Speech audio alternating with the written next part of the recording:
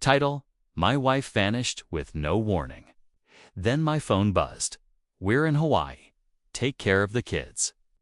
What happened next shattered everything. The opening scene. Immediate shock and intrigue. I was in the school parking lot. Engine still warm. The sun dipping behind the trees, casting long golden shadows across the pavement. That's when my phone buzzed with a single message from my wife. Madison, we're in Hawaii. Take care of the kids. 5 words. 5 confused children walking toward me, backpacks sagging from tired shoulders. And a hollow silence where a mother should have been. Chapter 1. The text that shattered everything. Madison had always been meticulous. She scheduled our lives down to the minute. Piano lessons, soccer practice, peanut allergies, her texts usually flooded in like waves. But that Thursday evening, nothing. Just the eerie stillness of a phone that never rang. I picked up the kids, pretending everything was fine. Mom had an emergency, I said, lying with a smile. That night, I called. No answer. The next day, I texted. No reply. Days turned to weeks. She was just gone. Chapter 2.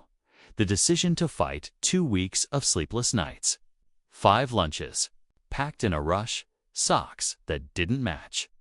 Nightmares I couldn't soothe away. I reached a breaking point, one that didn't look like tears, but resolve. I opened our cloud account. Madison wasn't tech-savvy. I set everything up. There it was, a flight confirmation to Maui. 2 tickets. Her name, and Ethan Dono's. My ex-best friend, my ex-business partner, my best man. The betrayal hit harder than her disappearance. She didn't just vanish. She ran to him and left me with the wreckage. Chapter 3. A new kind of war. No angry texts. No midnight phone calls. I played the long game. Hired a top family lawyer. Not for divorce yet, but custody. Emergency custody.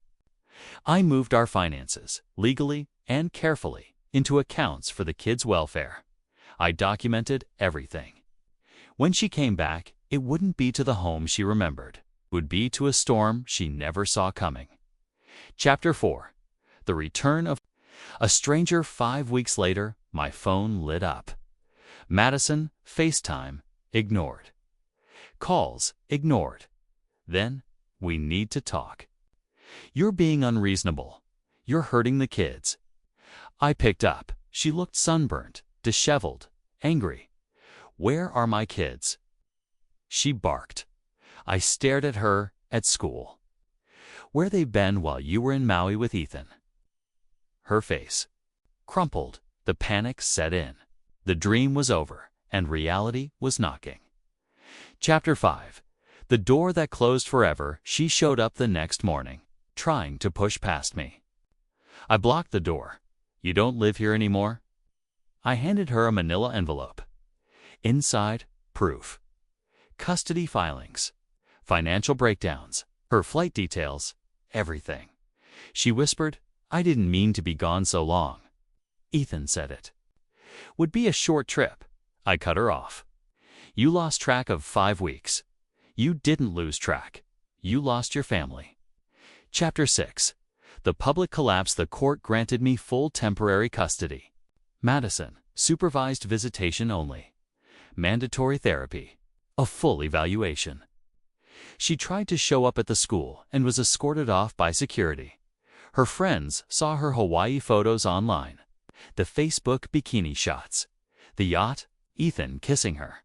Neck. The PTA was ruthless.